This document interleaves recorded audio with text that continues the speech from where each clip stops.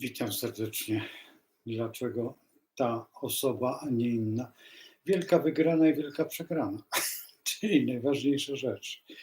To spotkało nas wczoraj, a dzisiaj musimy porozmawiać właśnie na ten temat, czy my, jako w tym kraju, pod wpływem kosmogramu, oczywiście naszej ojczyzny i co tu ukrywać, ale dwóch Donaldów, czyli Donalda, który wygrał i Donalda, który nie wie co robić, bo trzeba przyznać, że faktycznie troszeczkę dziwnie się zadziało i to wszystko jest bardzo dziwne. Także dziękuję za łapki i bardzo proszę wpisać, czy mnie w ogóle słychać, bo tutaj problem ze słyszalnością czasami występuje, a wolałbym bez dźwięku nie opowiadać, bo już się tak też zaistniało kiedyś, w nie tak dawnym czasie.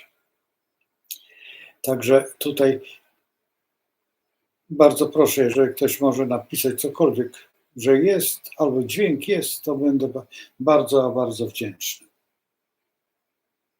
Poczekam chwileczkę.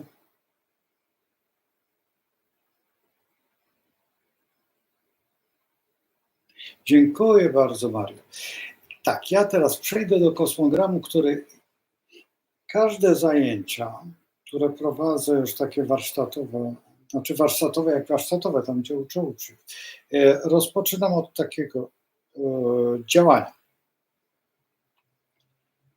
Mars na ascendencie. Ascendent to jest to tutaj dziwne takie miejsce. I teraz, co jest najważniejsze? Mars na ascendencie ma jakąś taką dziwną energię, bardzo charakterystyczną, dlatego że warto wiedzieć, że ta energia nie jest taką sobie prostą energią, ale bardzo ważną energią, bo pcha do przodu. No i dzisiejszy dzień taki przypuśćmy do przodu jest, ukazała się mgła, oczywiście z mgły musieliśmy rano wstać, wyjść, ale słońce, które jest najważniejsze w gruncie rzeczy w całym kosmogramie, znajduje się w Skorpionie i Dładzie Byka. Teraz krótko mówiąc, bo wiem, że osoby są, które w ogóle nic nie wiedzą o Dładach. Jeżeli mamy znak, dzielimy go, on ma 30 stopni, więc dzielimy go na 12 części. 12 dlaczego? 12 zodiaków takich malutkich wsadzamy w ten duży znak. To nazywamy Dłada-Samsami. Mówimy na to Dłady, żeby było łatwiej i krócej, bo przecież jakbyśmy mówili Dłada-Samse albo to Dłada już jest takim prostym urządzeniem. I zawsze zaczynam, są 3 metody właściwie Dład, ale ja na ogół stosuję 2, dopiero na zajęciach stosuję 3 sposoby Dład. Jedna jest według Jacka, której nie chcę wymieniać nazwiska, ponieważ wszyscy, którzy znają się na Dładach, wiedzą, kto to jest Jacek. Jacek już dzisiaj nie żyje, odszedł i gdzieś tam z góry patrzy. I dlaczego? Dlatego, że pełnił jedną z ważniejszych ról w całej astrologii, tak jak Piotr, którego już nie ma. Piotr, mogę powiedzieć, był z Poznania panną, wspaniałą panną, a Jacek był z Łodzi, niesamowity człowiek o szalonej wiedzy, przeogromnej wiedzy. Z Jackiem można było przegadać niejedną noc i to zrobiliśmy nieraz. Co ciekawe, jak ktoś wie, to w Malinowej oczywiście, bo to było naprzeciwko jego zdradze miejsca, kancelarii. I tutaj szliśmy do Malinowej i tam żeśmy dysputy prowadzili na temat królewskiej wiedzy. Naprawdę do 4 rano albo nawet dłużej. Czasu się nie liczy, kiedy jest astrologia. I teraz idąc dokładnie od znaku, czyli w takim, jakim jesteśmy znaku, więc pierwszy znak to jest Skorpion, bo jesteśmy w znaku Skorpiona, drugi po Skorpionie Strzelec i tak dochodzimy aż do Włady Byka. I to jest największa wskazówka na dziś. Więc dzisiaj, ponieważ my wszyscy, jako tutaj Polacy, jesteśmy bykiem, z ascendentem oczywiście w Lwie, czy dobrze, z jednej strony bardzo dobrze, bo to jest to przywiązanie do naszego honoru, naszej możliwości, bo jesteśmy lwami. A co to to nie wolno? Szlachcic na zagrodzie równy wojewodzie? Albo mocium panie, me wezwanie? Jest tych wspaniałych słów tysiące, a my ciągle nie wierzymy w to, że jesteśmy wielcy. I właśnie tutaj ta pani, która wypowiadała się już pod koniec o Polsce, ale w jedno nie wierzyła. Nie wierzyła w religię. W dodatku nie wierzyła jeszcze w kilka rzeczy, które nas, Polaków, obojętnie gdzie jesteśmy, bardzo dotyka. A już najbardziej tych amerykańskich Polaków. A tym bardziej ci, którzy pochodzą z Europy i wierzą w coś. Donald Trump ma zasadę, pamięć historyczną. To widać, to słychać, to czuć, kto zna historię i przygląda się działaniu, jak on spostrzega cały świat. I niektórzy mówią, że on jest brutalny, jest bezczelny, że jest nieobliczalny. Jeżeli się nie zna w historii, to tak jest. Ale jeżeli się zna historię, jeżeli się wie, o co chodzi, w dodatku nigdy Donald Trump nie będzie rozmawiał z kimś, kto wygonił jego dziadka z Niemiec. Jakiś był powód. Dlatego Niemców traktuje jak burki psie i tak będzie traktował. W dodatku Francuzi go też traktują nie tak, jak potrzeba. I wszystkie kraje właściwie tak troszeczkę dziwnie, oprócz nas, no i oczywiście Węgier. I jeszcze kilka krajów można by było wymieniać, że bardzo cenią pana Donalda Trumpa. Z tym, że my w tej chwili jesteśmy w ciężkiej sytuacji, bardzo ciężkiej, którą będę starał się pokazać, bo to jest świetna zabawa, kiedy oglądam w tej chwili programy, które mówią, jak się zachowywał pan, ten, który chce być, tutaj akurat mam jego kosmogram, i to ja teraz jeszcze nie będę tego robił, ale zobaczcie ten pan, jak się zachowuje, oprócz ten, który niedawno był tutaj gdzieś pod Łodzią i zaczął swoją kampanię. No śmieszne to jest. Ja już nie chcę go omawiać, bo zrobimy go sobie z Polską, zobaczycie, jak to wygląda. Można by było powiedzieć, że ambicja czasami niektórych przerasta i ta strefa komfortu, którą nazywamy, ich ego sięga prawie horyzontów, ale jest jedna rzecz, która jest spójna z tym człowiekiem. Dlatego go pokazałem jako pierwszego. Wpadł w miasteczko, które akurat nie jest tak, to pod Łodzią nie jest za bardzo katolickie. Nie jest za bardzo katolickie i dlatego tam się wybrał. Cwane podejście, bardzo cwane podejście, tak zwane subtelne. Dlaczego? Dlatego, że w tej chwili bardzo się przyglądają tej pani, gdzie popełniła błędy, jakie są błędy, jak ta inżynieria słowa zawiodła, bo nie chciała się czy uczyć. Pamiętajcie o tym, że ona była taką kokietką troszeczkę, bo faktycznie z urody nie jest, jak to się mówi, brzydka, Ale jedna rzecz, która ją zdradzała, ten śmiech. Przepraszam, ale ten śmiech, który no, rżała jak koza albo jak kobyłka u płotu. No, jak kobyłka u płotu, to wiecie, co to znaczy. Ale konia z rzędem komu się chce mieć, bo nie wiadomo skąd, komu ta kobyłka zwiała i czy czasami wiecie, co to znaczy koniokrad. No więc tutaj można by budować ogromne działania, a ci ludzie, znaczy ten układ, który ona reprezentowała, to są koniokrady. Trudno, ale koniokrady, ponieważ likwidują nam marzenia, likwidują nam pewne rzeczy, wpuszczają nam ludzi, którzy ci ludzie, to tutaj mówię o tej meksykańskiej granicy, która jest przerażająca. Akurat mam znajomych, którzy mieszkają 60 kilometrów od tej granicy. To się nie da opisać, to co oni opowiadali, że oni śpią z bronią. I ja mówię, co, sobie z okienka, a on mówi, oczywiście, że tak. Mówię, oczywiście, a jak byś chciał? Mówi, to jest często, no mówi, wiesz, no jeżdżą ci szeryfowie stanowi i pilnują troszeczkę.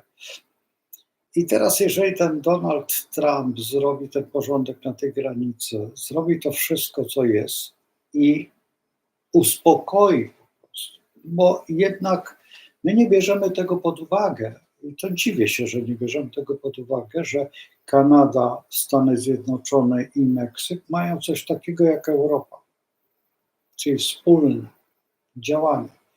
I ktoś nie wypełnia czegoś. Albo Meksyk nie wypełnia, albo Kanada nie wypełnia. Kanada już się dawno odczepiła i zaczęła wygłupiać się bardzo, co wiecie o tym strajku transporterów i tych wszystkich kierowców i im odebrano.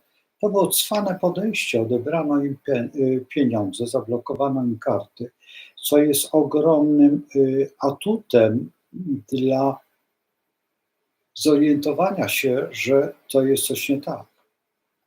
Pomiędzy Kanadą a Stanami Zjednoczonymi jest jedna rzecz najważniejsza. Nie ma różnicy językowej. I to, co się dzieje na terenie Kanady, dzieje się na terenie Stanów Zjednoczonych. Oczywiście tam mamy jeszcze tę francuską część i tą angielską część. Kanada się bardzo różni, jedna od drugiej, ale swoją drogą jest wspólnota jakby taka ideowa. Ci francuscy są bardzo dziwni, ale za to oni znają świetnie Stany Zjednoczone i oni się świetnie dogadują właśnie z Florydą, dlatego że ich bardzo dużo jest na Florydzie. Powód? Floryda jest francuska, tak troszeczkę, znaczy inna kultura. Zresztą Teksas też jest taki bardzo hiszpański, bardzo taki, no powiedzmy, że latynoski, bo jednak Teksas ma przepiękny język. To trzeba przyznać, że Teksańczyk mówi zupełnie innym językiem. Właśnie moja koleżanka, która gdzieś mi zginęła w tym, ale muszę ją odnaleźć, żeby ona właśnie mówi pięknym językiem teksańskim. Jak słyszę jej angielski, jak ona potrafi mówić, to mam łzy w oczach aż, bo to jest coś, to jest tak jak w niemieckim wiedeńskim, ten dialekt. Jak słyszycie Wiedeńczyka, to on śpiewa. I tak samo Teksańczycy mówią takim innym angielskim, nie tym bełkotem angielskim, który jakby dwie kluski połknął, albo dwa kasztany zjadł. No to Austriak, kasztan. Na kasztany to na Wiedeńczyków się mówi. I teraz patrząc się właśnie na to, kiedy Donald Trump właśnie tutaj chce zrobić tą granicę, chce zrobić ten porządek, uruchomić cały przemysł, uruchomić to wszystko, co zniszczone. Pytanie, co z nami? Po pierwsze liczy bardzo na Polaków, bo Polacy to jest jedyny naród najbardziej pracowity i dlatego tam pojechał. A dlaczego? Bo przecież z Polakami pracował. Te swoje wszystkie hotele, które budował z Polakami. To większość to są polskie firmy, zresztą Polacy wyjątkowo. Dlaczego? Od dawien dawna i wszędzie, obojętnie gdzie jesteście, zwróćcie uwagę, co robią Polacy. Większość Polaków, tych starszych oczywiście, tych starszych od nas, tej Polonii, tej za chlebem, panie za chlebem, potem dalej ci powojenni, to są wszystko deweloperzy. To są ludzie, którzy budują, którzy remontują. Mój wujek, który był złota szabla ze szkoły oficerskiej przedwojennej, tutaj warszawskiej, złotą szablę został jako najlepszy uczeń na roku. Oczywiście, że zajmował się w Kanadzie. Inaczej mówiąc, wystrojem wnętrz na ścianach. Czyli malował, wstawiał drzwi, robił okna, o takie rzeczy. Zresztą znacie tego człowieka, który pretendował do takiego jednego z bogatszych ludzi w Polsce, w Anglii, deweloper, też zajmował się takim czymś i ci ludzie, którzy dali taką wielką, jak to się mówi, kolekcję obrazów, to też byli deweloperzy. No i sporo jest tych deweloperów Polaków. Dlaczego? Zaraz wam wytłumaczę. Podstawą tego jest, że my umiemy liczyć. Ponieważ nasza edukacja, ja mówię przed wojną i chwilę po wojnie, do 50 któregoś roku, bo jeszcze żyli tam ci nauczyciele, uczyli fantastycznie liczyć. I każdy Polak wiedział, co to jest 10 centymetrów do 10 na 10, czyli tak do trzeciej. Co to jest? Co daje 10 centymetrów na 10 wysokości, szerokości, no i tutaj długości, powiedzmy. Taki kwadrat, takie pudełeczko.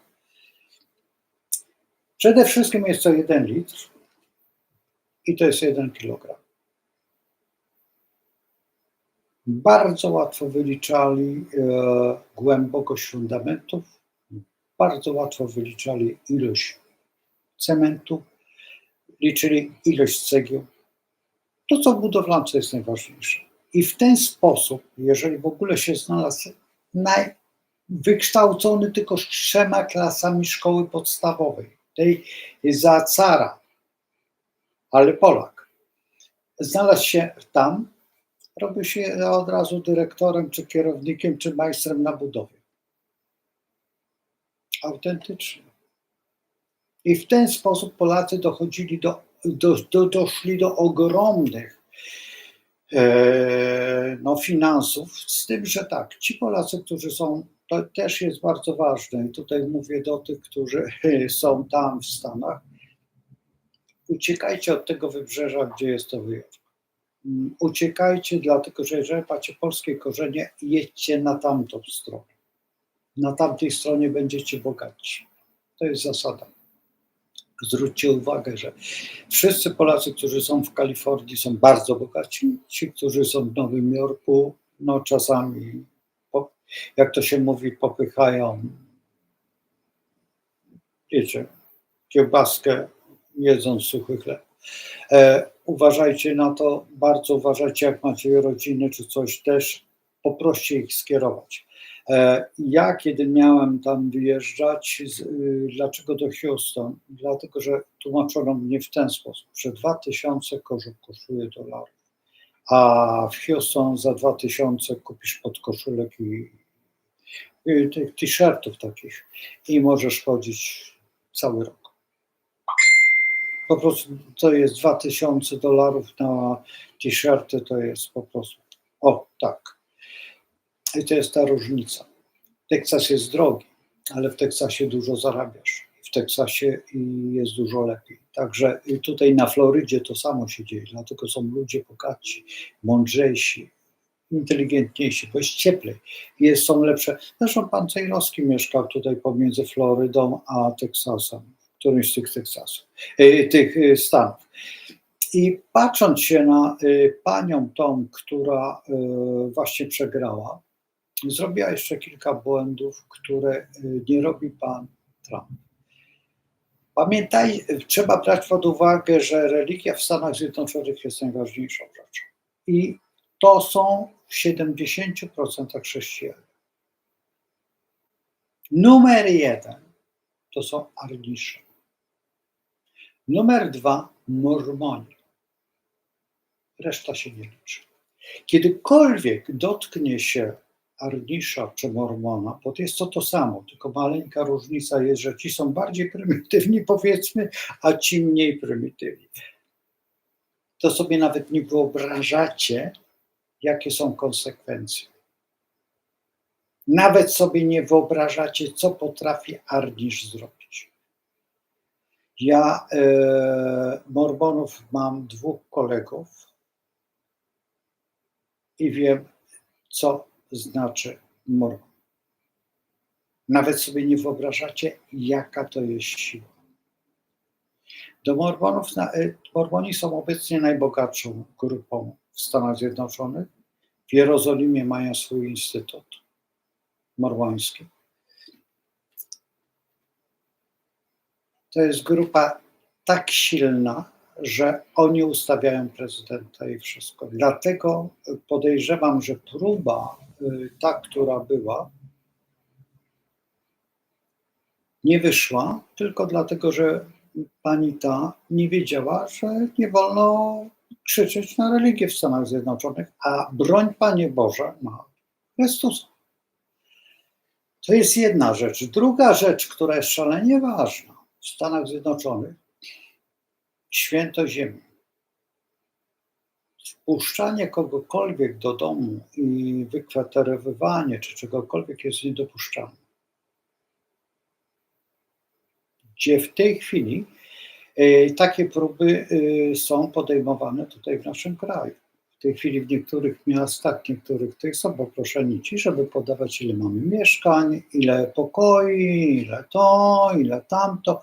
I już zaczyna być taka troszeczkę degrengolada z prawem własności. W Stanach Zjednoczonych prawo własności jest niesamowite. I to jest najważniejsze. U nas w Polsce naruszono to prawo własności, to bardzo niebezpiecznie. Mnie się to bardzo nie podoba i mam nadzieję, że w tej chwili coś mi się tu dzieje. Rozumiem, bo zgasł mi monitor, to rozumiem, o co chodzi. Po prostu nie lubię być, no jak wiecie, spoczynku jest to kości. I teraz wam coś pokażę. Będziecie się zastanawiać, co to jest. To jest tak, w środku jest Polska, czyli to jest Polska. To jest pan Donald Trump, a to jest ten pan drugi nasz Donald, ale Tusk. Zwróćcie uwagę na jedną rzecz. Polska ma Plutona na ascendencie i pan Donald Trump ma bardzo blisko Plutona naszego. I teraz, jeżeli ktokolwiek powie nie, że Donald tutaj czyta z kartki, że opowiadał o tym powstaniu warszawskim, że nawet jeżeli czytał, to mnie to nie interesuje. Ja wtedy miałem łzy, to był wodospad Niagara. Ja do tej pory nie mogę się uspokoić, jak słyszę i opowiadam o tym, bo był to pierwszy prezydent w Polsce, obcego kraju, który w ogóle na ten temat cokolwiek powiedział. Ja to powtarzam i zawsze będę powtarzał. Pierwszy był de Gaulle, byli wielcy, był Broz Tito, którego zastępcą był Polak. Zastępcą podczas wojny. Polak. O tym też się nie mówi. Mieliśmy papieża, Jana Pawła. Przyjeżdżali tutaj wielcy, chociażby, no wiecie, z Anglii czy obojętnie skąd. Nikomu się nawet nie śniło. Ale zawsze wspominało się o powstaniu w getcie. Ale o tym powstaniu warszawskim nic. Kiedy właściwie to była klęska, kiedy Rosjanie podeszli na Pragę, zaczęli wieszać jakowców na drutach kolczastych, na latarniach. Rozeszła się wieść właściwie wśród powstańców, że Rosjanie są na brzegu Wisły i hurra, bo przecież o to chodziło społeczeństwu. Ale ci, którzy brali udział w powstaniu, wiedzieli, co było we Lwowie. Jak skończyło się powstanie lwowskie. Bo Lwów nie należy dzisiaj do Polski, to możemy o tym nie opowiadać. Jedynie tylko ten lwowskie, wiecie, cmentarz w Lwowie, on jest taki troszeczkę. No i potem jeszcze ta rzeź wołyńska, która jest, ale to już zostawmy zupełnie innym innemu czasowi. I trzeba brać pod uwagę, że pan Trump tutaj tak pięknie powiedział i teraz, będąc tam u siebie, idąc, a w dodatku to, co mnie się nie podobało, że ktoś nie pojechał na tą Jasną Górę z rządu wtedy, kiedy był. A była to bardzo ważna historia tam na Jasnej Górze wówczas. Mało tego, w tej chwili, jeżeli obejrzycie pana Sejrowskiego, opowiada o Matce Boskiej z Guadalupe, gdzie był wypisana modlitwa po to, żeby wygrał ten człowiek. I wygrał. I wygrał, także kardynał amerykański wydaje taką kartkę. Nie wytrzymuje nerwowo. Modli się, zawierza Stany Zjednoczone Matce Boskiej z Guadalupe. My też to znamy. My też to znamy, bo kardynał Wyszyński zawierzył. I wygrał. Wygrał z komunizmem całkowicie, wybierając, co prawda kardynał Sapiecha wybrał tutaj naszego kardynała Wojtyła i wskazał go. Pamiętacie tą laskę, którą złapał Jan Paweł wówczas? Co ojciec Pio powiedział, że będziesz opoką tego kościoła? To jest coś wielkiego w tej całej historii polskiej. I wielokrotnie mówiłem, teraz ostatnio, właśnie o tej koniunkcji Słońca z Księżycem na ascendencie polskim. Na ascendencie polskim, co jest bardzo ważną rzeczą, bo wszystko, co się dzieje, tutaj zdradzam tajemnicę astrologii, dzieje się na osiach, jest bardzo ważne. Nie ma nic ważniejszego, bo jeżeli tam mówimy o jakichś aspektach, to sobie możemy ten tyłek podetrzeć, ale kiedy jest na osiach, to się dzieje, to jest to, z czego można wnioskować i przede wszystkim interpretować w prawidłowy sposób, bo jest dużo astrologów, którzy opowiadają i nic się z tego nie dzieje. Konkret. Dokładnie wtedy, kiedy pan Donald Trump odchodził, zlikwidowano kawiarkę się. Przypomina mi, że trzeba kawy troszeczkę.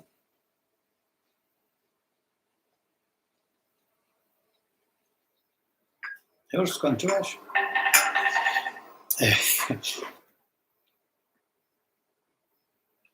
Muszę poskładać, o czym mówiłem. I jeżeli mamy na osiach te planety, to te planety są najważniejsze w takich momentach. I jeżeli wtedy się tworzą się duże wydarzenia gdzieś tam, to są tak zwane punkty. I z tych punktów można. Kiedy ja miałem w Łódzkim Domu Kultury wydarzenia tutaj o pani prezes Steni, którą bardzo szanuję. Zresztą tam też astrologów kilku jest wspaniałych. Dogryzają strasznie, chociaż już coraz mniej i się z tego cieszę. Bo zawsze, kiedy mam wykład, zawsze mam ten wykład idący inną technologią, inną techniką. Mam czasami nowiami, czasami pełniami, czasami znowuż idę aspektami, potem idę znakami, potem idę jeszcze w zależności. To jest tak, że zawsze tutaj była taka sytuacja u pani prezes, że pani prezes dzwoni, mówi: słuchaj, musisz przyjść, czy masz czas? Ja mówię: oczywiście, że mam czas, dla was zawsze. No i mówi: słuchaj, ale to ja mam, wiesz, bo nie przyjechał taki pan, odmówił chyba o kręgosłupie. Ja mówię: dobrze, to zaraz zrobimy o kręgosłupie. No mówi: chyba żartujesz. Ja mówię: nie, będzie o kręgosłupie. Jak? Ja mówię: a co się martwisz? Zrobię. No i był wykład o kręgosłupie w astrologii. Który znak, jakie ma wady w kręgosłupie? Bo taka jest prawda. Jeżeli, czy znam dobrze astromedycynę, nie musiałem poznać przez pobyt w Warszawie i oczywiście wciągnięcie mnie w bioenergoterapeutów i musiałem ich uczyć i musiałem się tego nauczyć, chociaż o medycynie w astrologii, po pierwsze medycyna jest mi bardzo bliska, ze względu na to, że mam do czynienia z tą medycyną kiedyś w domu, a później troszeczkę liznąłem jej, ale tylko przez anatomię wykoleiłem się, ale potem jako plastyka, potem jako kynolog, a w kynologii trudno, ale trzeba dużo wiedzieć o wyżywieniu, o witaminach, o tym, o tamtym, jak się karmi psa, co, jak, bo z tego są egzaminy. A najbardziej z anatomii, a najgorsze, że jeszcze jest genetyka, a genetyka wówczas była przerażająca. A genetykę znam z kolei ten mój przyjaciel, który już nie żyje, z którym prowadziłem te interesy w Rosji, był genetykiem. No więc my godzinami rozmawialiśmy na temat genetyki, a ponieważ jest to i astrologia, no co tu ukrywać, ostatnio zakupiona książka, która jest, to co wczoraj opowiadam, no to jest, no po prostu, już jestem w pełni szczęśliwy. Czy warto kupić? Jeżeli nie jesteście astrologami, nie kupujcie. Absolutnie nie dotykajcie tej książki. I teraz idąc tym tropem, mamy też tego drugiego pana Donalda Trumpa, który czasami coś mu się wymsknęło, lekko obraził nie tylko pana Trumpa, a drugiego Donalda, czy pierwszego Donalda, ale także i obraził nas. Mówi się o tym, że tutaj jest właśnie Słońce i jest Wenus. Teraz tutaj jest Słońce Polski i jest w koniunkcji ze Słońcem. Ktoś by powiedział: ależ to wspaniale, tak moi koledzy wszyscy uważają, że to jest genialne, że to jest achion. Dobrze.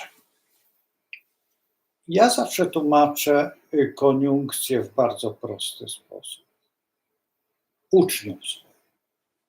Czy koniunkcja jest dobra, bo to jest najciekawsze w partnerstwie. Jest stół. Stół ma gdzieś około, przypuśćmy, niecałego metra, albo tam 70 centymetrów i siedzą dwie osoby naprzeciwko siebie. Nieważne kto, dwie osoby, dwie postacie. Jest talerz.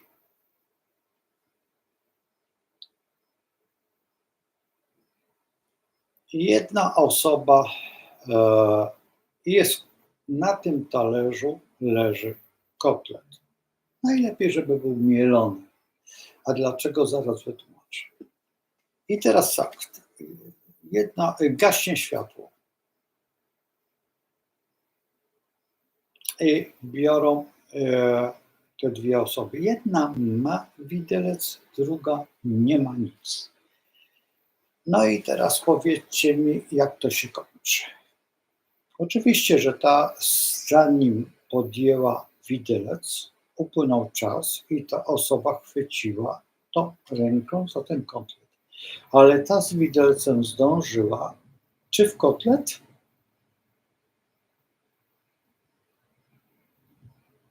Już rozumiecie? Koniunkcja jest bolesna. To jest jedno wytłumaczenie. Druga koniunkcja, inna koniunkcja, na przykład dwóch jakichś planet, identycznych, zaznaczam identyczne planety. Już nie mówimy o Słońcu. Słońce jest takim, Słońce wiecie, no jak chcecie, to usiądźcie w lipcu na pełnym słońcu, posiedźcie 12 godzin, kiedy nie wychodziliście 2 tygodnie z domu. Ciekaw jestem, jak będziecie wyglądać. Bez względu na to. I w taki upalny dzień, słoneczny. Po 12 godzinach podejrzewam, że was odwiozą karetką. Słońce jest bawienne, bo możemy solary założyć, możemy to jest fantastyczny pomysł na ten zielony szał ciał. Dobra, bez jakichś skojarzeń, które ciągle mam, na zajęciach też mam, na wykładach też. Czy tu będę miał? Nie wiem, będę starał się trzymać język za zębami, bo... Dobra, ta następna sytuacja. 2 magnesy macie. Raz się przyciągają, a drugi raz odpychają. Zgoda? A teraz klub programu.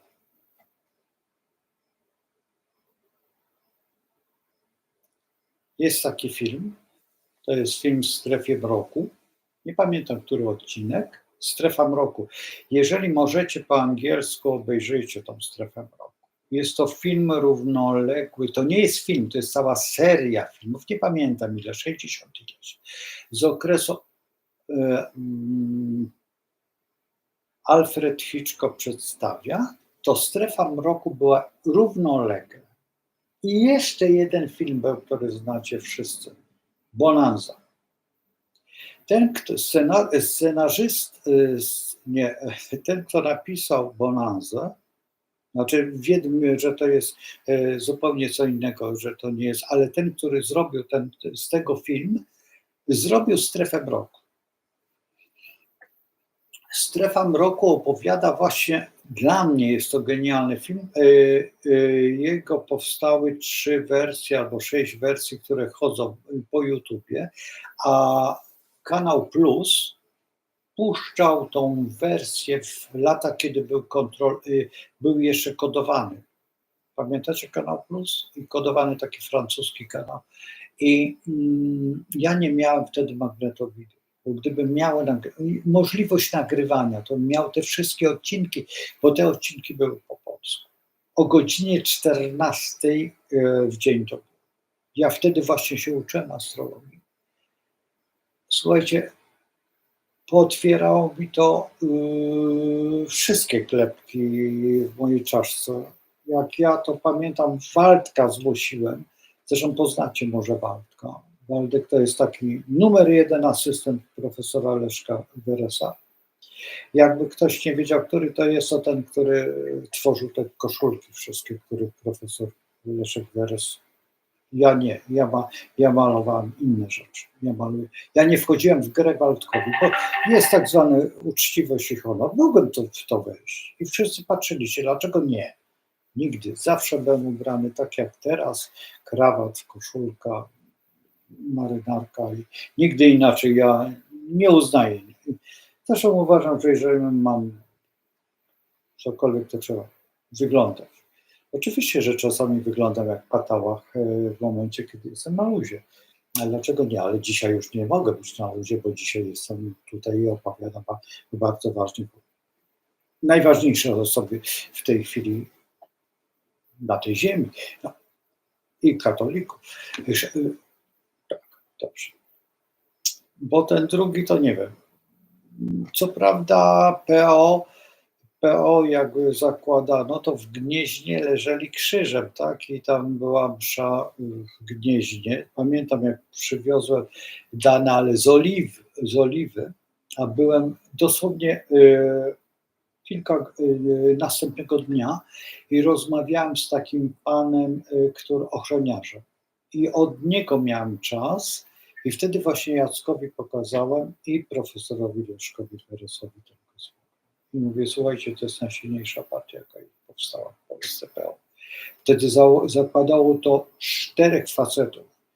To był, jeżeli dobrze pamiętam, to był Piskowski, Tusk, potem jeszcze ten taki, on był doktorem ekonomii, a też redaktorem, on prowadził dyskoteki, taki bardzo. I jeszcze był tam ktoś tam. Było ich 4 muszkieterów.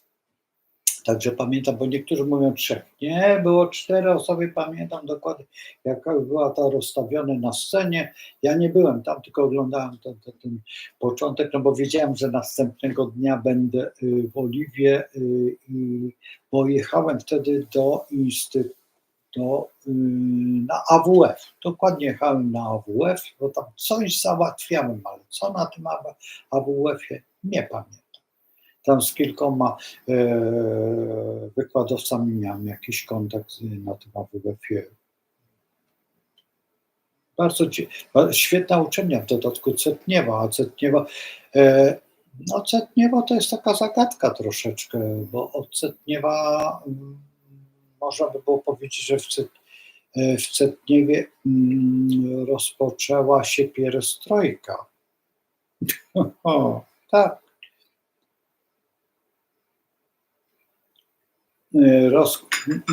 Inaczej. Pierestrojka, ale w Czerwonej Armii. Tak, to jest następne. O Cetniewie.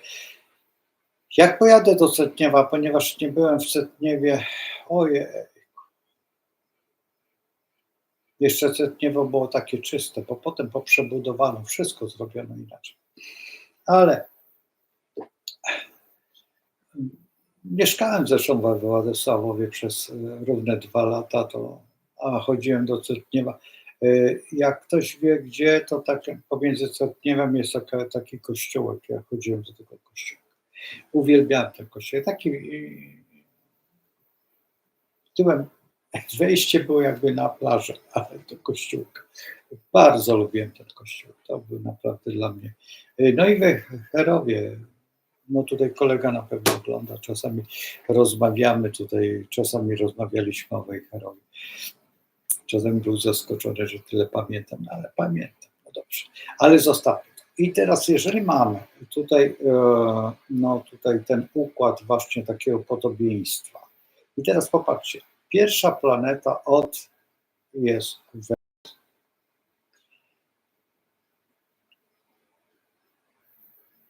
Planeta Wenus ma swoje dobre i złe strony. Dobrą stroną jest to, że osoba ładnie mówi, że jest, no mężczyzna jest przystojny, a kobieta jest bardzo zgrabna, ładna. No i to nie można zarzucić, chociaż niektórzy już w tej chwili postawa tego pana troszeczkę sięga. No ja tego nie używam, ale do kawy dolewa się whisky i tak troszeczkę czasami. Zresztą to było widać, jak z tym panem, nie pamiętam jak on się nazywa, taki wiecznie chodzący, nigdy po linii prostej. I on się nim opiekował.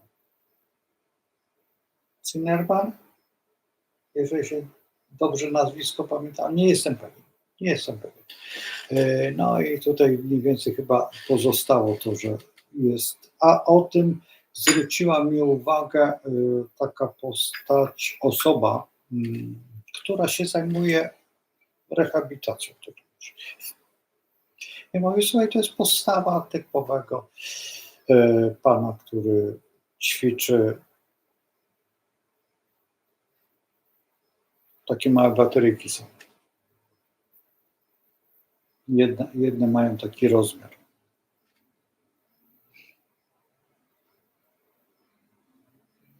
No nie widzę tych baterii. Gdzie są? A są.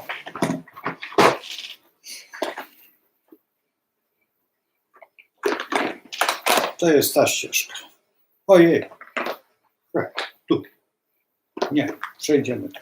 Będzie jaśniej. Bo jednak tutaj jest tak. Także na akumulatorze. Niektóre są akumulatorami. To jest taki akumulator. Słuchajcie, kupiłem to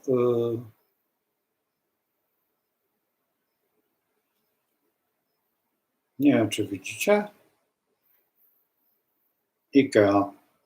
I zobaczcie, jak dużo to ma. A kupiłem do tych kamer, specjalnie do tych kamer i mam tutaj taki komplet.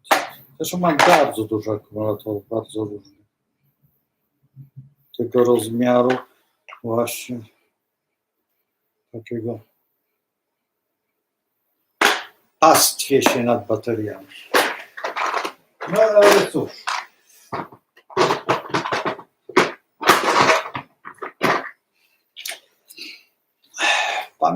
Pamiętacie Dyzmę? No to i tam wypowiedź, no i to jest taka, dobrze, ale to zostaw. I teraz popatrzmy sobie na następną rzecz. Następna planeta jest Merkur, czyli miły i ładnie mówi. Z tym, że ma Merkurego przed. Pan Trump też to robi. Też to robi. Tylko pan Trump ma jeszcze Saturna. Saturn daje coś takiego jak nauczyciel. Saturn jest takim, jak ktoś nie czytał tej książki Liz Green, tylko gdzie ją ma? Chyba bym musiał wstać, żeby zobaczyć, jest ta książka. Ostatnio mnie zaopatrzyła przyszła moja uczennica w książki, właśnie też Liz Green, ale wspaniałe książki, to po prostu ja bardzo wdzięczny jestem jej bardzo, bo ona mnie zaopatruje w takie, które piechotą nie chodzą książki, to ona naprawdę wspaniałe książki. A może gdzieś tutaj? Nie.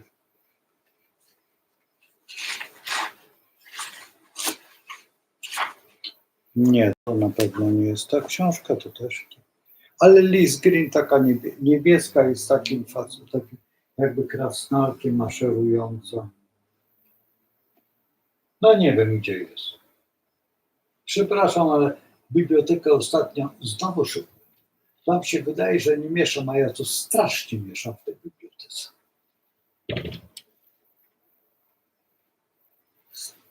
Teraz, nie na dole. No ale tutaj zajmie mi to mnóstwo czasu.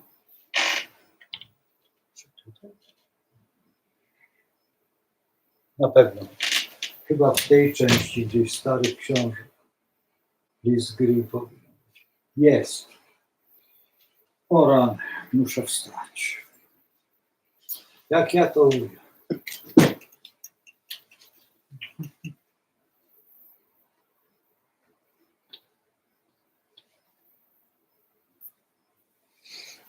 No. Żeby nie być gołosłownym, no bo co wam będę opowiadał, to jest ta książka, bo potem nie będziecie, ona jest taka i tutaj jest taka. W tej książce. I to jest jedyna książka, która jak was uczono i tych wszystkich uczono przed wydaniem tej książki. Zaraz zobaczymy, kiedy tą knigę wydano.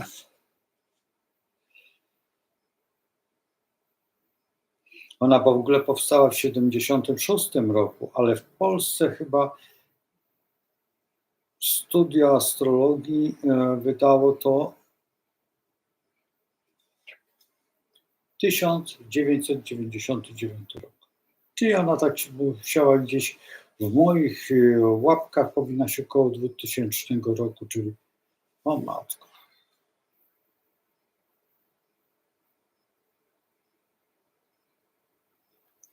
sobie uzmysłowimy, ile ja siedzę w astrologii. O Jezus, aż wstyd.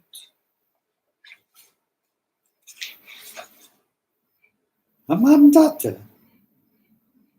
2002 rok, jak ja kupiłem. Jest data. To jest moja data. Także z moim podpisem, bo mi giną książki. A jak jest, to podpisuję. Mam taki malarski podpis jako plastyk. Trudno. Ale ja mam właściwie od samego początku, ja wiem, od 7 klasy? Nie, od 7 klasy nie. Nie, dobrze, od 7 klasy. Mam ciągle ten sam podpis. Niewiele się różni. Tylko ten pierwszy mój podpis to był taki piórem. Ja nie miałem chińskiego, ja miałem koreańskie pióro. Ono się tym różniło, że ono miało taki, wiecie, taki prawie stalówki nie było widać, tylko takie, a moje było widać troszeczkę stalówkę. Było takie samo jak to chińskie, tylko takie. A dlaczego? No było tańsze. A jak? A potem dopiero coś się stało. Ach, nieistotne. I teraz sobie patrzcie. I teraz patrzcie, co się dzieje. Teraz przejdziemy do kosmogramu z powrotem i pojedziemy. Tutaj mamy po Merkurym, mamy Marsa. Teraz Mars jest na Słońcu pana Trumpa. Mars daje energię i taką iluzję siły. Czy pan Donald młodszy jest silniejszy?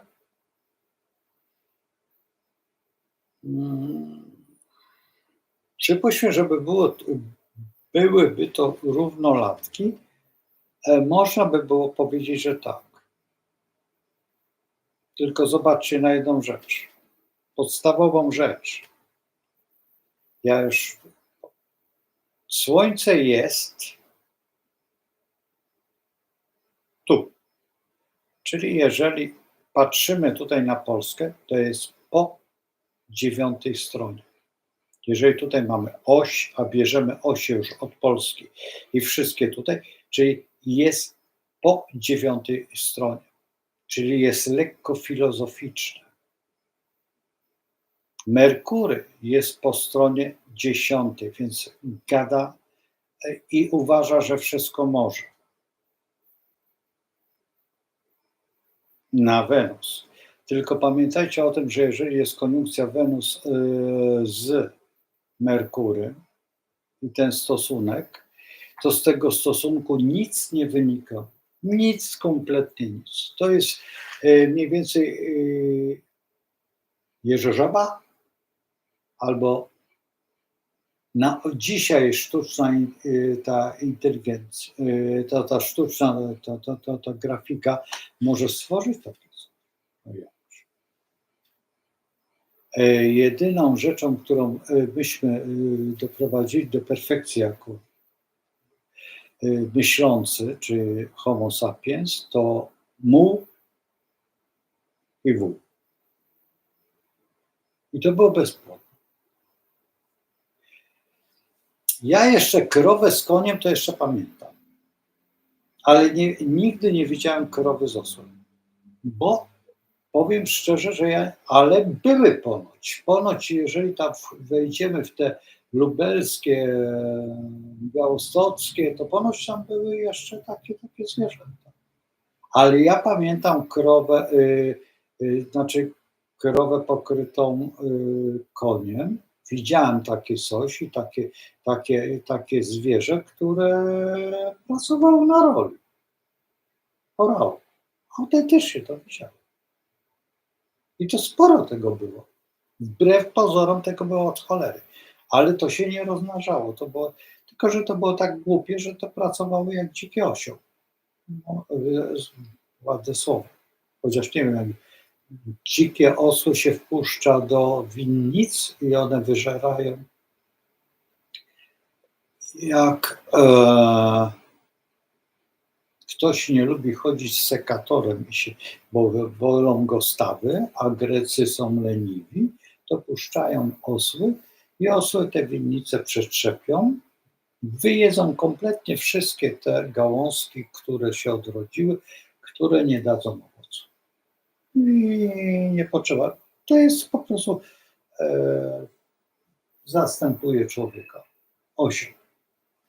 Im bardziej dziki, tym jest lepszy, bo bardziej głodny. Po prostu.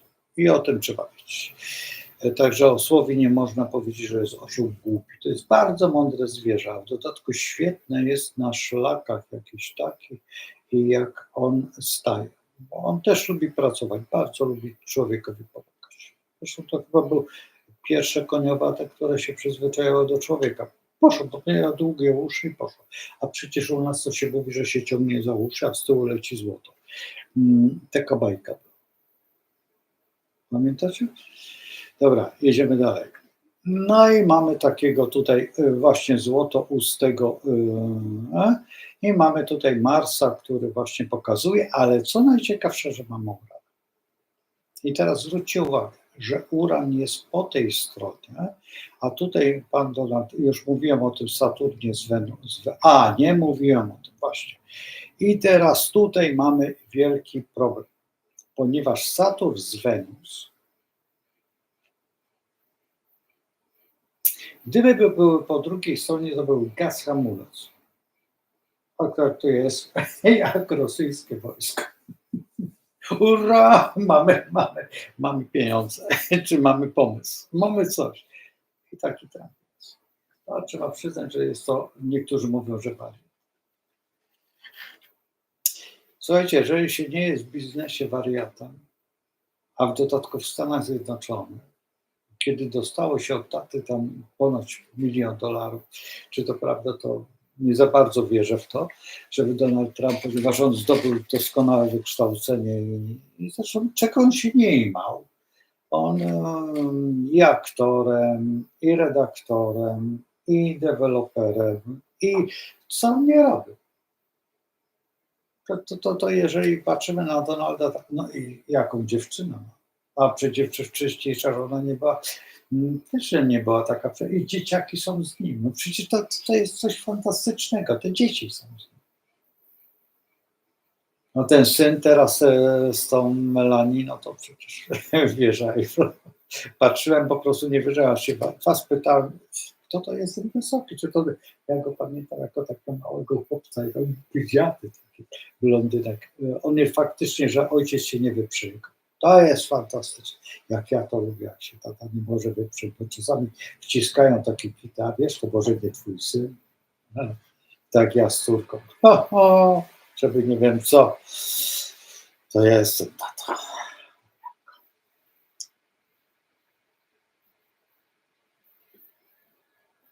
Jak idę z córką pod rękę, nikt nie powie, że to jest jakaś moja sympatia. Nawet moja sympatia kiedyś powiedziała. Wiesz, nikt nie powie tylko tata z córką. No bo taka prawda. To jest to. Genetyka jest... To są prawdziwego mężczyzny, musi być prawdziwa genetyka. Już nie będę więcej mówił. I teraz tak, jaka jest różnica pomiędzy Uranem a Plutonem? Pluton polski, polski pana tutaj Trumpa jest Plutonem podobny. Podobnie się zachowują. Ja wiem, że niektórzy powiedzą, ale co pan porównuje, to tam, jak to co porównuje? Porównuję to, co widzę. Naucz się patrzeć na to. A Uran jest niespodzianką. Uran jest intuicją. I teraz, czy można zawierzyć człowiekowi, który ma intuicję? Czy on idzie intuicją swoją? No więc właśnie wtedy pamiętacie, jak było źle, to zwiał. A w tej chwili, no przykro mi, ale Donald Trump wygrał. Wiecie, co jest skutkiem tej wygranej?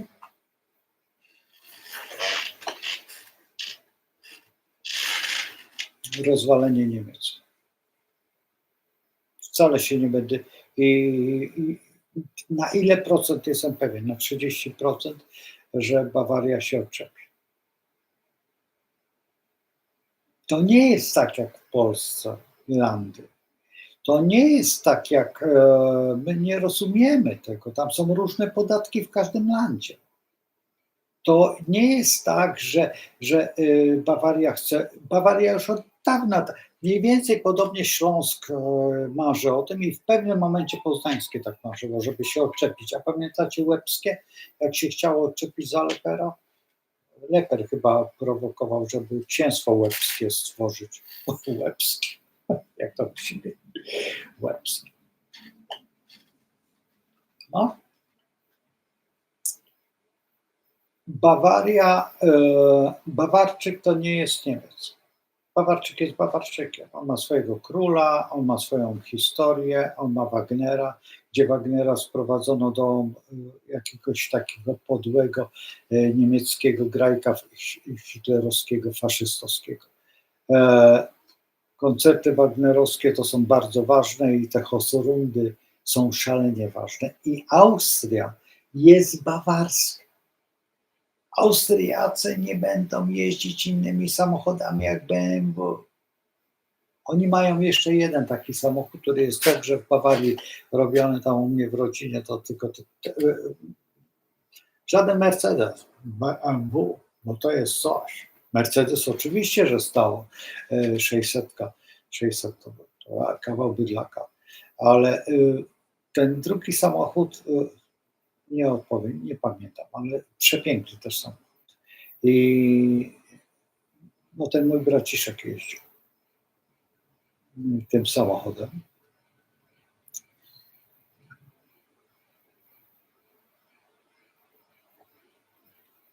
I Austria, jeżeli pojedziemy do Salzburga, to jest już, po pierwsze, pachnie Tyrolem.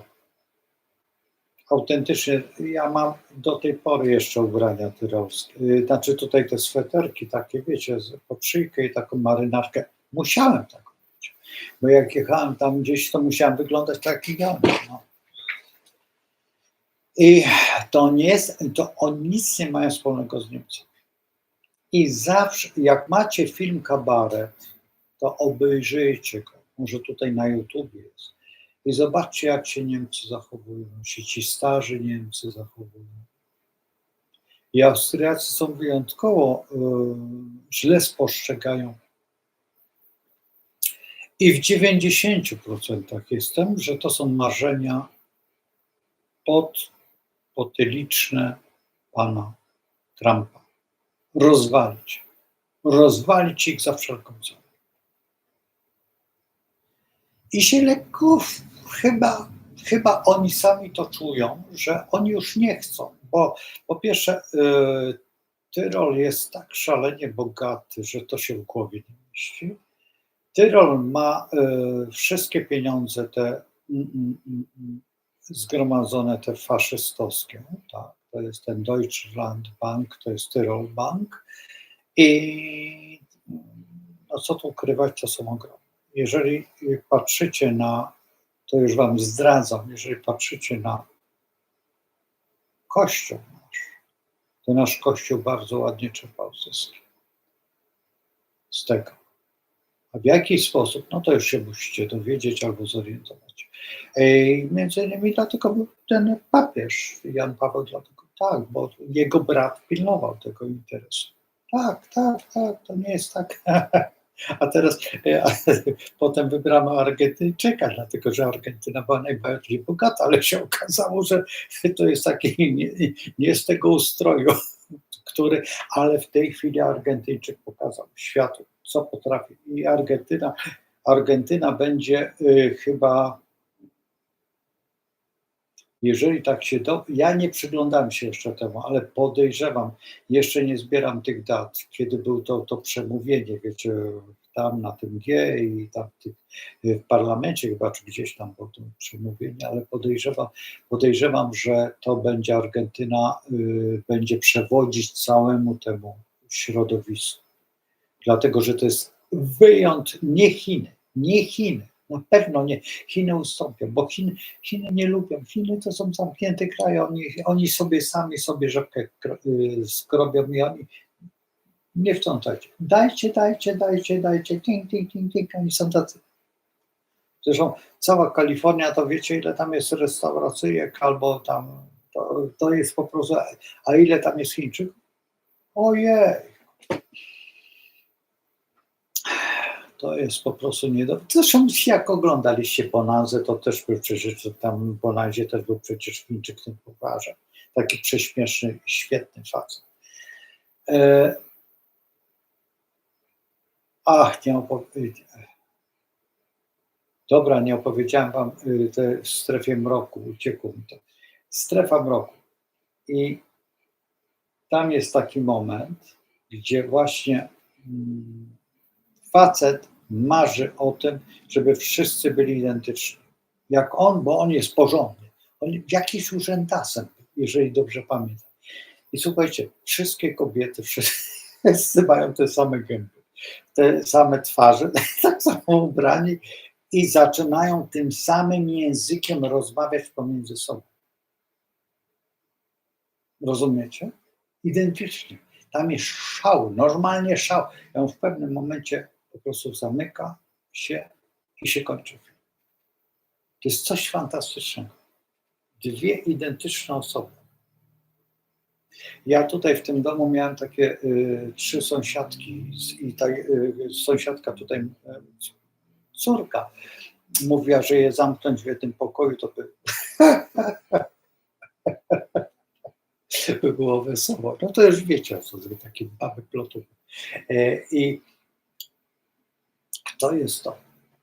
Wyobraźcie sobie identyczne postacie. To nie jest prawda, że identyczne postacie, dlatego jest 12 kosmogramów. I mamy te różne genetyczne, bo gdybyśmy byli identyczni, to Panie Boże, odpuść im. To była jazda bez trzymanki na wesoło. Dobrze. I teraz jedźmy dalej. Teraz mamy ascendent i pod ascendentem mamy Plutona. Czym się różni ten Pluton od tego Plutona? I tutaj mamy Marsa. Zobaczcie, u pana Trumpa jest tutaj Mars. Czym się różnią? Niewiele się różni. Niczym się nie różni. Pluton w 12 domu to sięga naszej historii. Czym my lękamy się i ciągle żyjemy w tym układzie i ciągle cierpimy na coś. W naszym narodzie to jest to cierpienie. Nictwo, tak?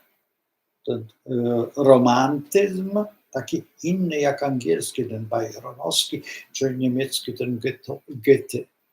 Oni sobie Fausta zrobili, a my nie zrobiliśmy Fausta, my zrobiliśmy gorsze rzeczy. Słowacki zrobił tego papieża, tak? I potem to się stało. A Mickiewicz te 40, cholera i 4. No, pod wpływem Towiańskiego to fakt, że co oni pili, że wpadali na taki pomysł. Bo rozumie, ci późniejsi artyści to pili ten absynt, tą zieloną wróżkę. A co oni pili w tym romantyzmie? Nie wiem, jakiś samogon, nie wiem. W panu Tadeuszu nic nie ma chyba o jakiejś okowicie, ale bo bigos jest, nawet przepis jest, ale tu nic. Nie wiem, co oni pili, ale zemsta na przykład jest ciekawa, no nie? Jak to coś tam mu klapło na tym i tak mówi, mocią panie, wezwa. Nie będę mówił, bo jeszcze mnie z YouTube'a wyrzucą. Zresztą wyjątkowo dobrze zagra Polański. Polański jest w tym, no to jest jego rola. Cały pakiet. Zresztą to jest jedyna sztuka, która jest związana z jednym dniem i z 12 znakami zodiaku. autentycznie tak. Ja nawet mam takie, ale kiedyś poświęcę cały dzień, taki astrologiczny będzie, mocium panie, me wezwanie. Dobra, cicho. Jedziemy dalej. I teraz mamy tą tutaj, teraz jaka jest różnica pomiędzy Marsem a Plutonem? Mars działa, Mars pcha, Mars, można by było powiedzieć, że jest głupi, ale Pluton niszczy i nic nie zostawia. Oczywiście, że potem tak, ale Mars jest szybszy. Mars jest taką energią i zresztą wyższą oktawą zniszczenia jest właśnie Marsa, Pluton. I dlatego też pan, który ma tego Plutona, pozwolił sobie na tę dygresję, bardzo niemiłe. I to jest właśnie to, że teraz wracamy do Merkurego, który tam, ten Merkury przed chlapie u jednego pana i u drugiego. Pozorem fechtuje i nie zastanawia się, co mówi, i potem nie pamięta. Ja nie wiem, ja nie znam na tyle pana Trumpa, czy nie pamięta, ale podejrzewam, że na pewno nie pamięta, co powiedział, bo on nie musi pamiętać, ale na tych, no jednak musimy uważać, co mówimy do szefa, no nie? Bo możemy dostać z liścia albo z liścia to boli, bo czasami można zęby wypluć. To zależy, kto bije, a facet nie jest malutki. Zresztą on też tam kiedyś ponoć na tym ringu z tym Polakiem takim, który tam walczy, takim blotem. To taki bardzo przystojny tam w tym, nie wiem, jak oni się nazywają, skacze na to odbija się. Ja nie wiem, czy to jest parodia, czy to jest naprawdę walka, czy to jest ustawione, nie wiem, ale czasami jakiś krew pojawi się tam. No bo jak runie na ten albo dostanie w los, nie wiem, po prostu czasami dziwię się, że takie coś jest, ale dziewczyny to lubią. No ja, taki spocony facet, taki zmęczony, a jeszcze może. O, dobra, jest koniec. A Trump jest kawał chłopa, to i on tam był, no i tak rzucał tymi. Ale też widać, że on czasami potrafi tam. Pamiętacie, jak on tym chyba w parlamencie był któryś i tam złapał tego jakiegoś tam go, tak. Ja tutaj stoję. To było genialne. A tamten jak taka owieczka, tylko przeniósł go tak. No to jest trzeba znać swoje miejsce w szeregu. I to jest ten Mars. To jest ten krótki Mars, a nie ten długi Pluton, że ten Pluton też bardzo często działa u siebie. Bardzo niebezpiecznie u siebie działa. Dlatego ja czasami, jak mam plutonowców, to ich bardzo szanuję i bardzo się boję o tych plutonowców. Między innymi przez to profesor Beres ma pluton. I dostawał kilka. To też ratuje, ale nie zawsze ratuje. Ale bardzo często jest się w takich sytuacjach, gdzie naprawdę rzadko kto by uwierzył w to, bo jak nie plutonowiec opowiada, oni się boją tego plutonu, ale z plutonowcami się inaczej rozmawia. Zaczyna się opowiadać o faktach, a plutonowcy mają z rękawa sypią fakty. I słuchajcie, to jest nie do wiary, gdzie plutonowiec jest. Jak jest jakaś, przypuśćmy, jakaś tam dziwna rzecz, to plutonowiec tam jest. Autentycznie tam jest. Świadkiem. Nie zawsze, nie bierze w akcji. Nie. Ale jest świadkiem i przeżywa to, chociaż czasami też jest. To jest nóż do gardła, to jest pistolet, to jest jakaś tam bomba wybuchła i on wchodzi w to jest coś tam. Dobra, jedziemy dalej. I teraz proszę zwrócić uwagę, nie widać. Mamy tutaj Jowisza. Jowisz jest taki ustawiony tutaj. Faktem, że po tym Plutonie dobrze, że jest Jowisz, bo ten Jowisz powiększa to wszystko. I z tym są kłopoty. U pana Trumpa jest Neptun, który daje iluzję tego działania, a też to może być piękne opowiadanie. Dlatego też pan Trump bardzo ładnie opowiada o takich rzeczach i potem ma tutaj Jowisza. A pan dopiero ma odwrotnie, zwróćcie uwagę, to jest odwrotność. I zobaczcie, gdzie ma Saturna, tutaj dopiero. I ten Saturn uderza w władzę i w ego, w 5. dom Polski. I właściwie na tym zakończyliśmy. Nie chcę dalej opowiadać, bo dalsze historie jest 22, już właściwie będę kończył, no bo po co ja mam dalej opowiadać, to już musicie sobie wytworzyć, tylko macie dokładnie to, co tutaj. I teraz jak wkraczamy tutaj w tą pani. Ta pani w tej chwili jest ćwiczeniem geograficznym semantyki, dlaczego przegrała. A dlaczego przegrała? Przegrała właśnie z panem prezydentem Trumpem, że nie lubi Polaków. Nie umiała odpowiedzieć o Polaków od początku, a pan Trump ma tą legendę. Ma tą legendę tutaj z nad Wisły. To jest jedna rzecz. 2, że pan Trump się bardzo ładnie wypowiadał tutaj, że my płacimy, że jesteśmy tacy, że z nami to wszystko i faktycznie my zrobiliśmy, czego nie zrobili ani Niemcy, ani Francuzi, ani tam jeszcze inni. Dzisiaj oni chcą tam tworzyć jedną wielką armię. No z czego?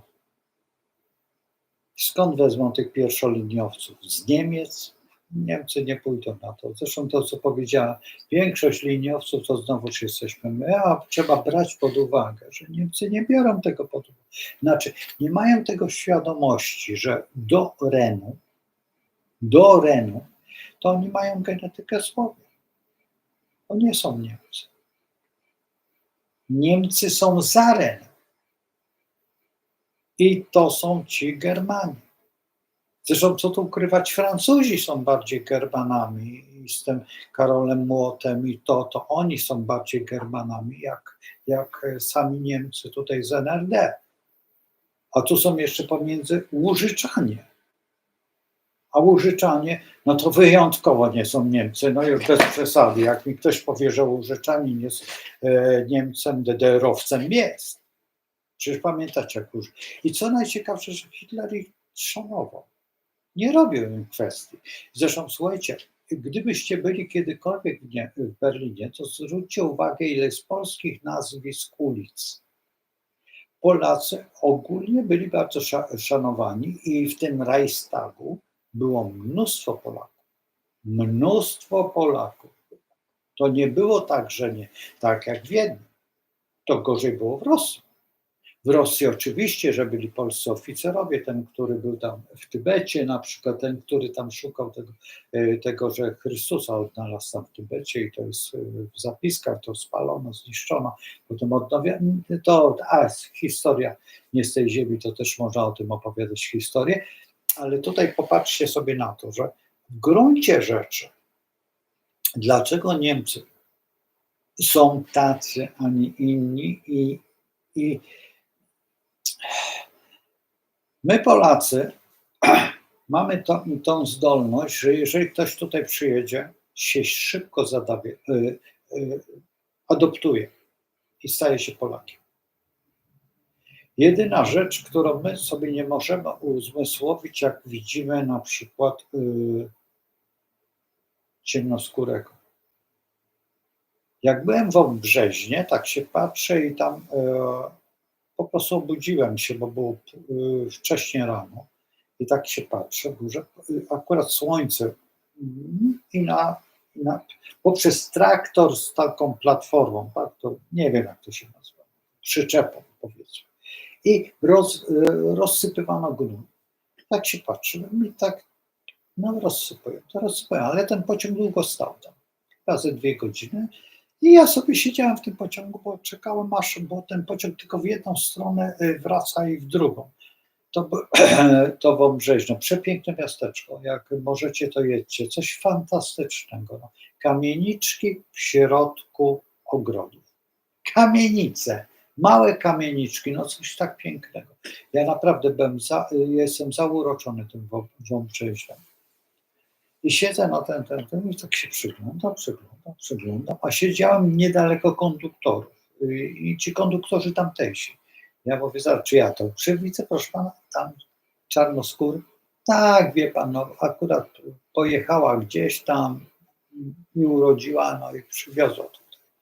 Więc on był rolnikiem ciemnoskóry. Nie chcę tutaj mówić, że YouTube nie zrobił, ale to było i takie dziwne. A wyobraźcie sobie, że księcia Radziwiłła, adiutant, którego przywiózł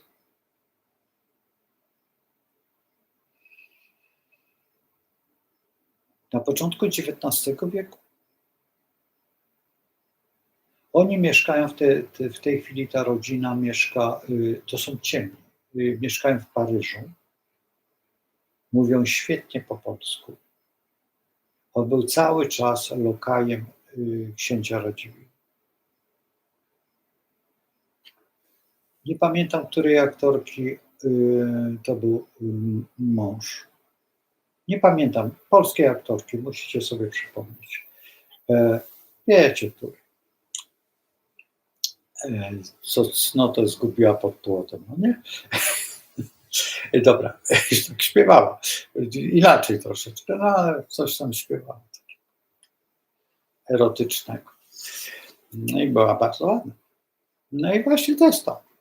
To jest to, że ci ludzie tutaj wcale tak nie było tak, że my jesteśmy, ale w tym momencie my dziwimy. Mój kolega akurat siedział w Paryżu i słyszy język polski. Przepiękny język polski, taki lekko lwowski, taki zaciągający, taki, tak patrzy, no nie wierzę. Jeszcze raz, no nie. Kelner w tym lokalu jest Polakiem. Po prostu mój kolega, nie wstydząc się, ma zawsze zeszyt taki z orłem przepięknym. Kładzie ten, mówi, po twoim pobytach, moich pobytach za granicą stwierdził, że zawsze lepiej mieć tego orła przy sobie i tam ma taki zeszyt przepiękny, ten orzeł taki skórzany.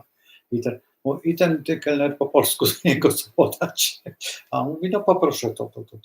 I przepraszam, oni mówią po polsku, a on mówi, oczywiście, to jest rodzina przecież. I właśnie wymienili, że właśnie. I potem się obrócił, się przedstawił i przyjaźń natychmiastowo nastąpiła języka polskiego. I dzieci mówią, oni już są w Paryżu trzecie pokolenie. Trzecie pokolenie, a te dzieci już są duże. Są takie, no chyba już mają dzieci, także to jest trzecie albo, przepraszam, może czwarte pokolenie. No oni są ciemni cały czas między sobą. Tam, także to nie jest tak, że to jest jakaś tam coś tam. Ale to mówię wam tak a propos szanowania języka polskiego, że w pewnych kręgach ten język się bardzo szanuje. Macie Amandę, to co ja piję yerbę. Nie mam tutaj Amanda. Amanda przecież jest w polskich rękach. Naprawdę w polskich rękach jest to yerba mate. Tak, trzeba. Nawet w yerba macie mamy, a nie jezuici, no nie? Chapnęli też mają yerba mate, taka z krzyżem takim, podobny do tego jerozolimskiego, ale troszeczkę inny, to jezuici. Nie wiem, kto ma tą firmę, nie orientuję się, ale jest. Także słuchajcie, ja będę kończył, bo jest 22:15, także wielkie dzięki za wysłuchanie, a jednocześnie macie tutaj jakiś pogląd tutaj na dwóch Donaldów, bo to będzie dalszy ciąg. No oczywiście, że będę ciągnął ten temat, bo ten temat jest bardzo istotny w naszym postępowaniu, jak my będziemy postępować, bo zaraz będziemy wybierać tych, którzy będą chcieli być za pana Dudę, który też jest notabene bykiem. Nie wiem, czy będę robił, na pewno będę robił tych kandydatów. Jeżeli macie taką możliwość i możecie podać te nazwiska tylko, kto chce prezentować, kto chce usiąść na tym stołku, no bo wiemy, że pan Trzaskowski, potem tam jeszcze ten pan Sikorski, który tam ponoć ma dobre pochodzenie arystokratyczne, no nie wiem, czy dobrze. Nie wiem, bym musiał bardzo dobrze sprawdzić to i ja nie przeglądam tak, bo nie jest to postać z mojego kręgu.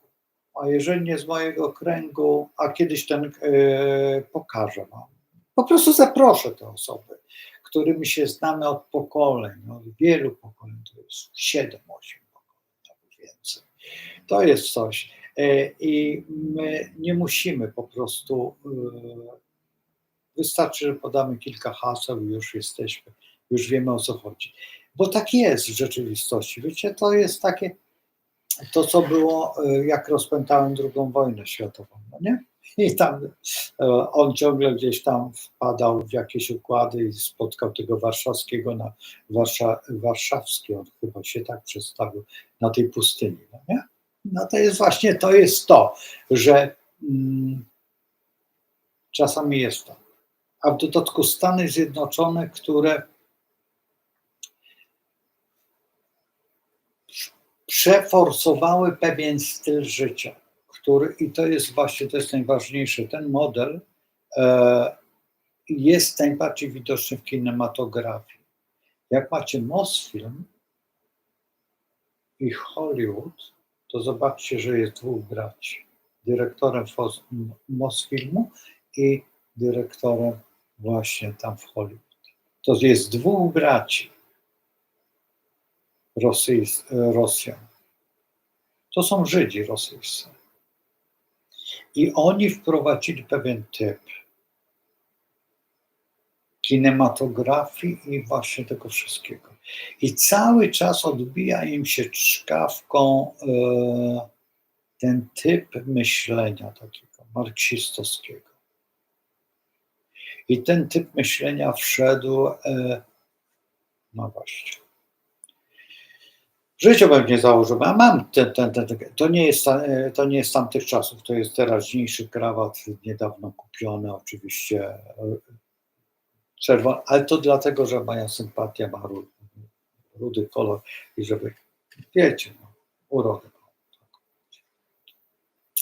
Jak zresztą też kiedyś moja nauczycielka rosyjskiego Zina, nas było 3 w klasie, nie powiem kto, ale był Marek, Zbyszek, no i ja i Ryży.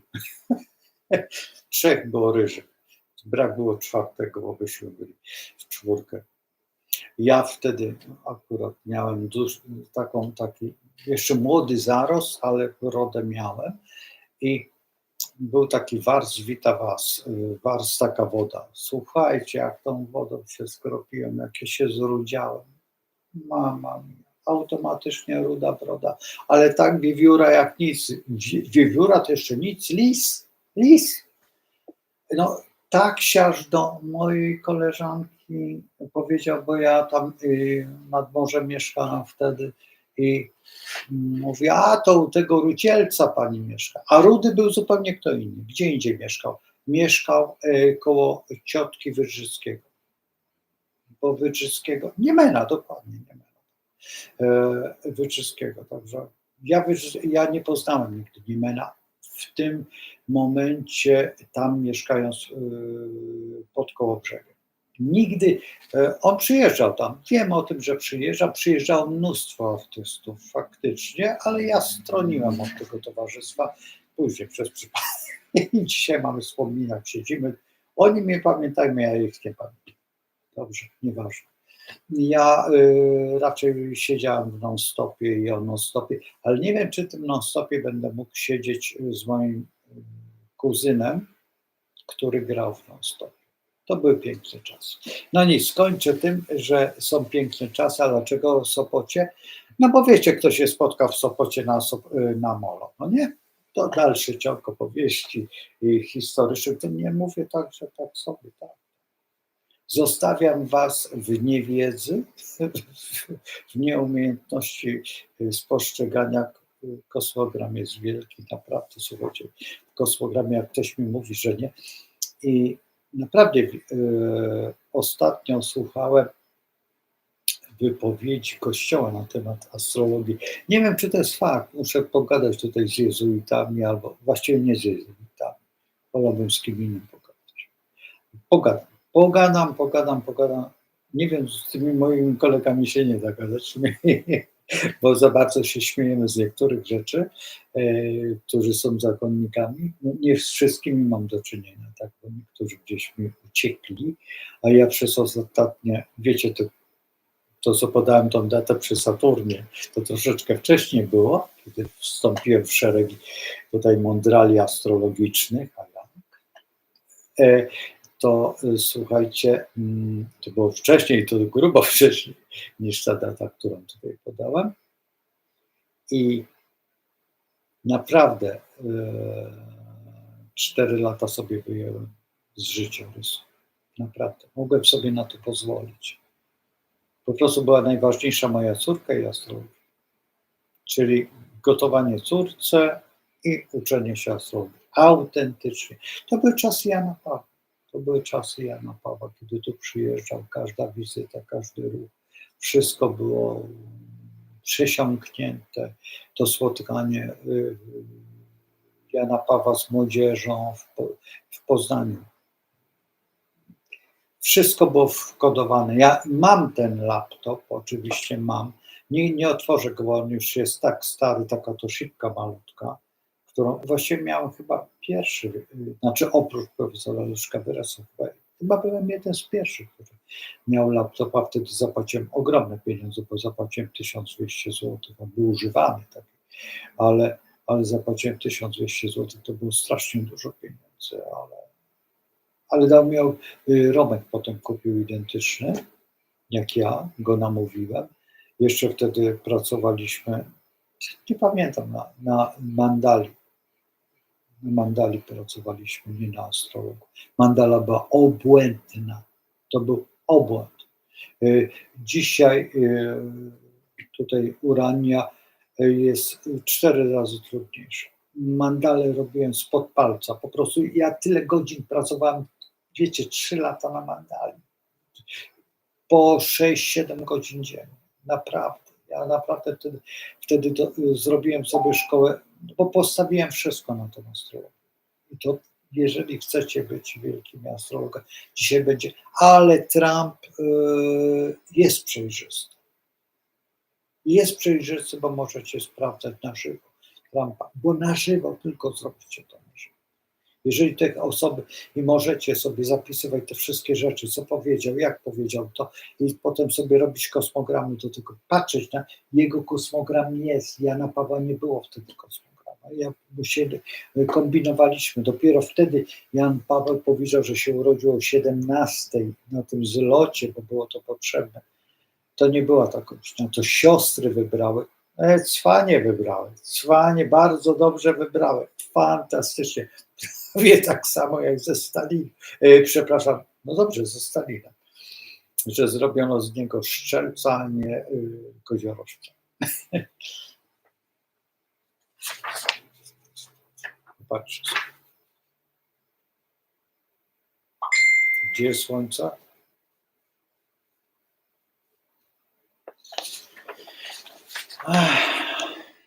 Nie będziemy się bawić dalej. Słuchajcie, uciekam bardzo. Ojejku, nie pokazałem to. Wstyd. Dobra, już. Tutaj koziorożec.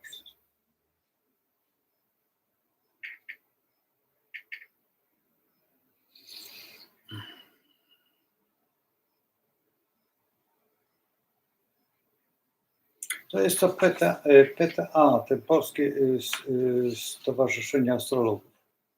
Także to możecie sobie wydrukować i tam, gdyby wam było potrzebne, bo to wydrukowałem dosłownie przed, nawet nie wiedziałem, że oni takie coś robią. Napisałem dokładnie nazwisko i kosmogram. No i potem znalazłem. Ja jeszcze nie wiem jak. Jaruzelskiego widziałem, a dalej już nie szukam. Nie mam czasu na to, szkoda mi czasu. Także jak możecie mnie te nazwisko, tylko nie dzisiaj, albo nie, dzisiaj nie. Przygotować nazwiska i wypisać tych kandydatów na to stanowisko, to bardzo proszę, to zrobimy ich. Pamiętam, kiedy z Tadeuszem robiliśmy Pana Bosaka, no i jest. I pewna osoba mi 2 dni temu, czy 3 dni temu mówi, mam to zaznaczony ten film z Bosakiem, jak żeście z Tadeuszem tutaj rozmawiali na ten temat i z Panem Tadeuszem. Oj, a nie, dobrze, wszystko w porządku. Znowu się komputer zlikwidował. Także słuchajcie, żegnam Was. O, 22:27. Idę na kolację. Słuchaj, naprawdę muszę coś zjeść, bo śniadanie kiepskie było, bo nie miałem czasu. Obiad taki w przelocie, bo mam bardzo mało czasu, naprawdę bardzo mało czasu. Czas się skurczył, a w dodatku w niedzielę, w sobotę i w niedzielę mam takie dziwne uroczystości. Przyjeżdża do mnie cała rodzina. No, z Warszawy przyjeżdżają. No i przyjeżdżają, no dobrze. No. A co tu ukrywać? No, to są moi warszawiacy, to jest moja rodzina. Trzeba ich cieszyć się, że przyjeżdżają. Są prawdziwi warszawiacy.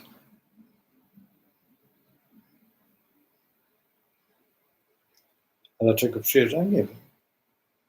Zapowiedzieli, że przyjeżdżają.